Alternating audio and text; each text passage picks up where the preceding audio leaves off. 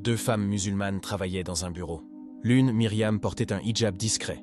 L'autre, Sarah, ne se couvrait pas. Elles étaient toutes deux de bonnes personnes, mais Myriam jugeait Sarah.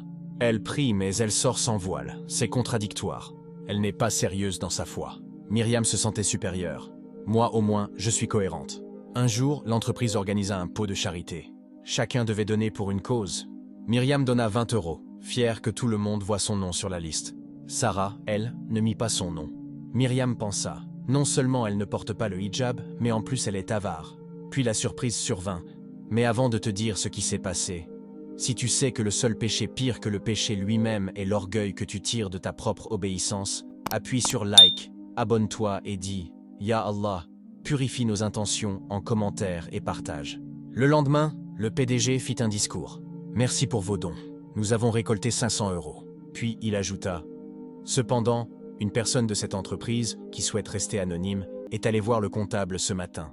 Elle a mis en place un prélèvement automatique de 50% de son salaire, chaque mois, pour l'orphelinat, jusqu'à nouvel ordre. » Tout le monde fut stupéfait. 50%?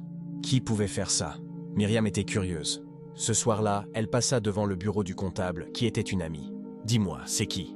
La comptable sourit. « Je ne peux pas, mais c'est la dernière personne à qui tu t'attendrais. » À ce moment, Sarah passa dans le couloir. Elle fit tomber son sac. En le ramassant, Myriam vit le formulaire de prélèvement automatique qu'elle allait poster. C'était Sarah.